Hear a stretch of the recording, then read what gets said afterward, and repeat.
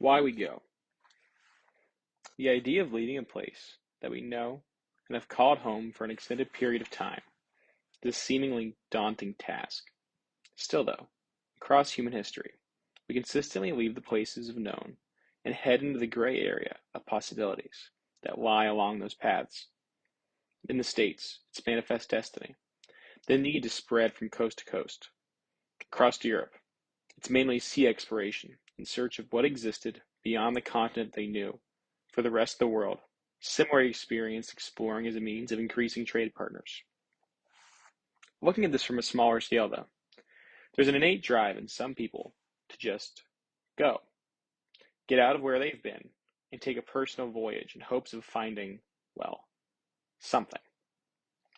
The struggle is that in the pursuit of finding it, we don't truly know what it is until it is bluntly obvious. Jean-Jacques Rousseau, in his book Emile, argued that leaving home is an essential part of growing up and becoming a self-reliant individual. He believed that individuals should be encouraged to develop their own identities and seek out new experiences and challenges. Leaving allows that change to take place in an environment that refuses to have previous impressions placed on us.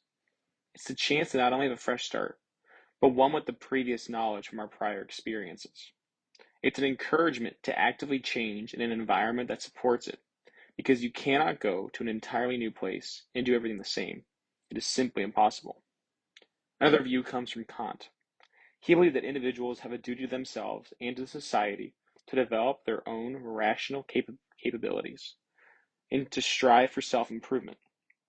According to Kant, leaving home can be a necessary step in this process of self-development, as it allows individuals to expand their horizons and explore new ideas and ways of life. Differing here from the idea of that we need to change ourselves as individuals, but instead we should grow.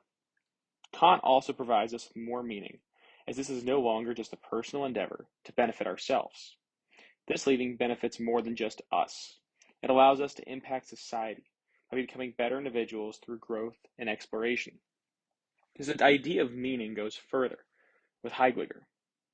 They believe that human existence is characterized by a fundamental sense of homelessness or alienation from the rest of the world.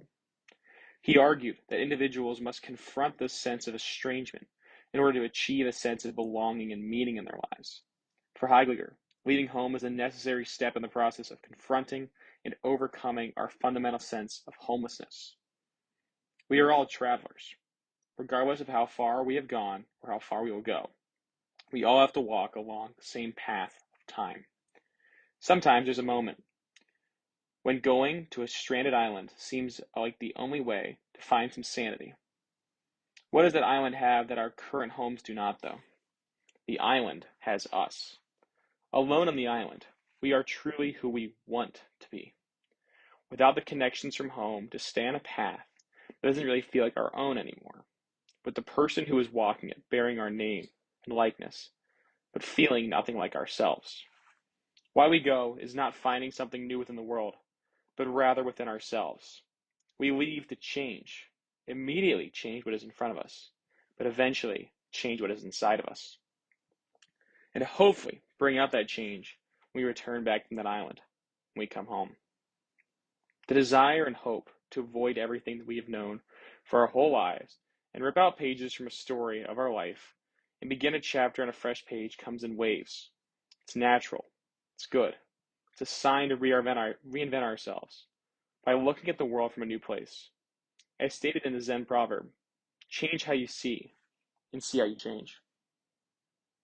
Thank you for listening.